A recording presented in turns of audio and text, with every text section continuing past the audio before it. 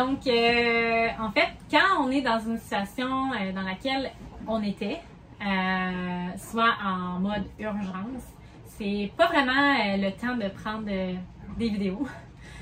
Fait que, dans le fond, la seule vidéo que j'ai à vous montrer, c'est celle que vous voyez à l'instant. Puis c'est la vidéo que j'ai prise tout juste avant que tout le monde se mette en action. Puis comme vous pouvez le voir, ben, avec la durée de la vidéo, ça n'a pas vraiment pris de temps avant que tout le monde parte faire quelque chose. Donc, ce qu'on va faire, c'est qu'on va vous expliquer aujourd'hui, après coup, comment ça s'est arrivé, puis qu'est-ce qui s'est passé, puis qu'est-ce qu'on a fait, en fait. Donc, en fait, quand c'est arrivé, on était à 200 000 nautiques de la côte canadienne. Ça faisait 35 heures qu'on naviguait. Donc, pour revenir, ça nous a pris 35 heures aussi. Moi et Tommy, on dormait dans la cabine avant. En fait, on essayait de dormir parce que sur l'océan, en fait, on dort pas vraiment. Là. Pour vrai, on fait littéralement se rouler dessus dans le lit. Mais ça, c'est une autre histoire. Jay et Laurence, nos équipiers, étaient à la barre. Puis Jay a entendu un bruit qui était bizarre. C'était le son de la pompe de cale automatique que Tommy va faire à l'instant. En fait, c'est un son qui sonnait en premier de façon coupée, là, par petits coups, et non de façon continue comme on vient de l'entendre. Ça, c'était juste un mini son, fait que ça nous a pas réveillés en avant. Okay. Quand on entend un son bizarre dans un bateau, ben qu'est-ce qu'on fait? C'est qu'on va voir qu'est-ce qui se passe. Il a descendu les escaliers, puis il a vu qu'il y avait de l'eau, en fait, qui débordait des planchers, puis qui venait frapper sur le mur de la banquette ici. En fait, les planchers, ils flottaient à cause qu'il y avait trop d'eau. Fait qu'il est venu nous réveiller. Fait que Tommy s'est levé en bobette. Pas le temps de mettre des pantalons pantoute. Il y avait clairement quelque chose d'anormal. On a commencé à enlever tous les planchers pour constater, en fait, la quantité d'eau qu'il y avait dans les cales. J'ai un speedomètre, puis j'ai un profondiment qui est là. Puis j'ai déjà vu des histoires d'horreur de navigateurs que ça l'avait brisé. Donc tout de suite, j'ai pensé, il y en a un des deux qui est brisé, puis l'eau rentre par là. J'ai ouvert le plancher pour pouvoir voir ici présent mes passe-coques de speedomètre. Je ne sais pas si vous les voyez ici, là j'en ai deux. Là, après ça, ce que j'ai fait, quand j'ai vu qu'il y avait trop d'eau ici, et que les pompes, ils fournissaient pas, ici on a un drain de douche. C'est une pompe ça aussi. Donc, je prenais l'eau et je l'envoyais dans la douche, puis j'activais la pompe pour pouvoir vider le plus d'eau possible, pour pouvoir voir d'où ça venait l'infiltration. Donc ici, on a notre pompe de secours. C'était rempli d'eau. Donc, l'eau, elle peut provenir de partout. Il y a à travers les poutres ici, il y a des petits trous partout. Là, fait que l'eau, elle peut circuler dans chaque compartiment. Donc, un coup que c'est rempli, ben, ça se transfère dans chaque compartiment. Comme l'infiltration ne semblait pas provenir des passe-coques du speedomètre et du profondimètre, Tommy s'est ensuite mis à vérifier tous les passe-coques du bateau, qui sont au nombre de 17, donc c'est assez long à tout vérifier. Il n'y avait encore une fois aucune évidence de fuite. Le capitaine a donc ensuite refait une vérification des boulons de quilles, puisqu'on avait touché le fond en partant de Halifax. Ça, c'est la pompe manuelle. Donc, c'est ici que Jay était à la barre et il pompait comme ça pour évacuer l'eau. J'ai sorti le bac à lessive et un cul de poule, puis je vidais en fait les cales à même le cul de poule. Évidemment, j'ai pas pensé que j'allais devoir soulever le bac. Donc, j'ai dû vider la moitié de mon premier bac parce que j'avais pas pensé que j'allais pas être capable de le soulever. Puis, j'allais pas être capable de le donner à Jay en haut de l'escalier pour qu'il le vide à l'extérieur. Déjà difficile de marcher tout court dans un bateau avec des vagues. Là, il fallait que je transporte mon bac en essayant de pas me fouler à cheville à travers les planchers. Puis pour vrai, il y en avait partout de l'eau, là. C'est-tu long à évacuer? C'est difficile, hein? Ça ressemble à quoi? C'est pas difficile, c'est juste que c'est pas très efficace. Je pense que j'étais plus efficace avec mes bacs et mes culs de poule. Pour vrai, ça y allait au toast, hein? J'évacuais vraiment beaucoup d'eau avec. Je trouvais que c'était la façon la plus efficace. Il y a deux pompes dans le bateau. On a une pompe de cale qui s'active avec un breaker. Puis on a une pompe de cale automatique qui s'active quand l'eau monte suffisamment haut pour faire lever le clapet. Fait que ça, c'est la pompe de cale que j'active avec le breaker. Puis ça, c'est la pompe automatique. Tommy, au tout début, m'a dit de tenir le clapet de la pompe automatique pour qu'elle soit activée en continu. Je me trouvais complètement inutile à être en dessous de la table, à juste tenir un clapet pendant que c'était la panique générale. J'ai pris ça. Donc, on a encore le trou, on l'a gardé en souvenir. Puis, dans le fond, j'ai fait un trou dedans avec mes dents. Puis, je l'ai inséré. Je pouvais utiliser mes mains pour faire d'autres choses de plus utiles. Donc, après avoir vérifié toutes ces passe-coques, les boulons de quilles, Tommy a finalement décidé d'aller voir les filtres de pompe de cale.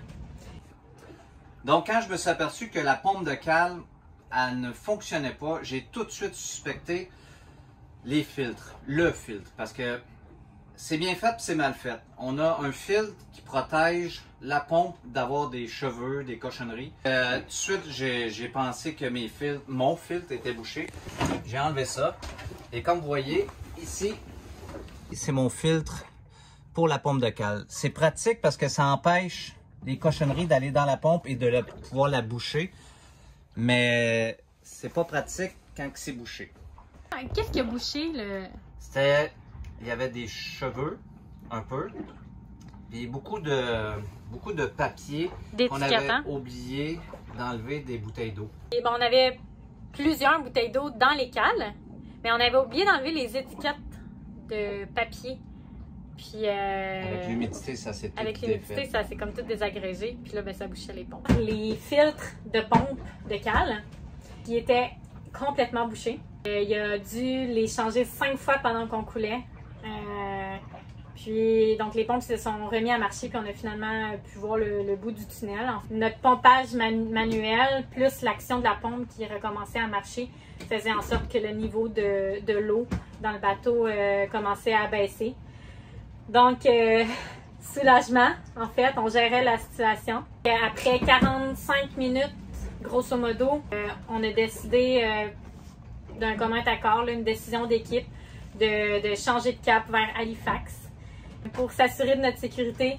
On avait une petite idée quand on a décidé de changer de cap de la source du problème, qui était une infiltration par le puits d'encre. Mais on voulait s'en assurer avant, on commençait la traversée, donc on a décidé de virer de bord. Puis aussitôt qu'on a changé de cap, en fait, l'eau a arrêté de s'accumuler dans le bateau parce que les vagues étaient maintenant devenues d'arrière, puis en fait montaient plus sur le pont, puis ça entrait plus dans le puits d'encre. Donc à ce moment-là, quand on a changé le cap, ben, la situation est redevenue pas mal sous contrôle. Puis on a continué à vider un peu le reste de l'eau qu'il y avait dans les cales, le reste de l'eau qu'il y avait en dessous de notre lit également, parce qu'il était gorgé d'eau, mais genre gorgé d'eau là. Ce n'est pas étonnant que nos vêtements étaient si humides que les murs de la cabine avant étaient suintants, puisque l'eau passait par l'espace ouvert et longeait le long des murs, s'infiltrant dans nos vêtements, dans nos filets et finissant par s'accumuler dans les cales, sous notre lit.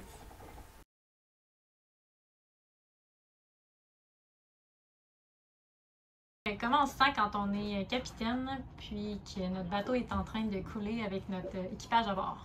Ben déjà, être capitaine, c'est déjà stressant là, parce que tu as un bateau à gérer, tu as des bris à gérer, puis tu as un équipage à gérer. L'équipage que j'avais, il n'y avait pas beaucoup d'expérience, donc c'était une source de stress supplémentaire pour moi. C'est la phobie de tout marin. Là. Donc, la chose que j'ai pensé dans ma tête, c'est le radeau de survie, mais je ne l'ai pas embarqué tout de suite dedans. On embarque juste dans le radeau de survie lorsqu'il n'y a plus rien à faire avec le bateau. La place la plus sécure que tu peux avoir en mer, il y a bien mal pris, tu embarques dans le radeau de survie. J'ai fait les procédures dans ma tête du radeau de survie, c'est assez simple. Là. On le pitch à l'eau, puis on tire très fort sur une corde, il se déploie. Après ça, j'ai pensé, qu'est-ce que j'amène dans mon dry bag? La balise GPS. La balise GPS, c'est une balise qui sert à la garde côtière ou au secours pour nous repérer en mer, parce que si on n'a pas ça, ils ne savent pas où est-ce qu'on est. De l'eau, des vêtements vides de rechange.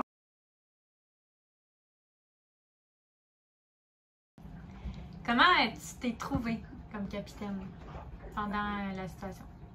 Ben, je me suis trouvé bon parce que j'ai pas paniqué, parce que quand on panique, on réfléchit pas bien. J'étais déjà préparé mentalement à l'avance à une telle situation. Puis comment tu as trouvé ton équipage? L'équipage, là, j'ai adoré la réaction de l'équipage, là. Il n'y a personne qui a paniqué. Tout le monde était allumé. Ils ont pris des initiatives que j'ai adorées. Ça s'est déroulé exactement comment j'aurais voulu que ça se déroule dans une situation pareille. Tu as dit tout à l'heure que tu t'étais déjà préparé mentalement avant de partir si une telle situation arrivait. Est-ce que tu peux expliquer un peu comment tu t'étais préparé? J'ai lu sur le sujet, j'ai écouté des vidéos sur le sujet. On essaie de chercher dans sa mémoire rapidement qu'est-ce qu'il faut faire. Le cerveau, il allume vite. T'aimes bien les drills aussi, hein? Ben moi, je suis un ancien militaire, donc les drills, c'est ancré en moi.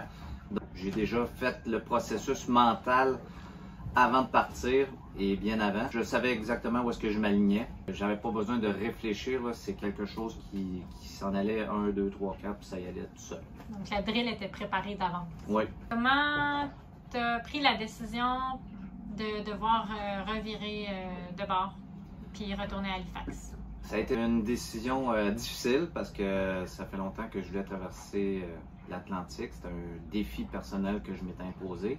C'était comme un échec pour moi. Mais on pense pas juste à soi, on pense à son équipage. Puis je suspectais le puits d'Âne. Puis je pouvais pas me réparer en mer là, avec les conditions de la mer que c'était. Puis c'était pas une bonne idée d'aller jouer en avant. J'ai pris la décision de revirer de bord. Tout le monde était d'accord, il n'y a personne qui s'est astiné. Qu'est-ce que tu avais fait si le bateau avait coulé? J'aurais racheté un voilier. Ça aurait été long là, à préparer parce que c'est long préparer un voilier pour une transatlantique. Là, ça m'a pris 3 ans à le mettre à jour en électronique, en réparation, les voiles. C'est beaucoup d'investissement. Donc, racheter un voilier, tu pars pas avec un nouveau voilier comme ça à l'aventure. Il faut que tu le testes, il faut que tu travailles dans ton voilier, il faut que tu le connaisses par cœur pour savoir où est-ce qu'il passe les fils électriques, la tuyauterie. C'est long, fait ça aurait repoussé le projet de minimum 1 an. On savait qu'il allait falloir s'adapter souvent. On pensait pas que ça allait être une situation aussi grosse que ça. Donc, on a repensé à nos prochains plans. En fait, les prochains plans pour les prochains mois, ça va être de descendre la côte américaine vers le sud. Donc, on s'en va en direction des Bahamas. On aimerait bien être à Noël dans les Bahamas. On a décidé de ne pas tenter la traversée océanique tout de suite pour retester le bateau parce que j'ai pas encore pleine confiance au bateau. Un projet qui est tout autant excitant. On a hâte quand même, il faut apprendre à être adaptatif. Il faut passer la saison des ouragans. À partir de août à novembre, il y a la saison des ouragans, donc il faut descendre tranquillement. Il ne faut pas se presser parce qu'on ne veut pas se prendre un ouragan dans la gueule. Ouais, fait qu'on va descendre tranquillement. Puis, on va voir si on traverse peut-être l'océan Pacifique en mai. Si le bateau fait ses preuves, que moi-même fait ses preuves également. Si vous avez aimé l'épisode, n'oubliez pas de vous abonner et d'aimer la vidéo. Il s'agit de la façon la plus simple de nous encourager. Dans le prochain épisode, nous débutons notre descente vers le sud en faisant escale dans quelques petites villes de la Nouvelle-Écosse, dont Lunenburg, lieu désigné comme patrimoine mondial de l'UNESCO.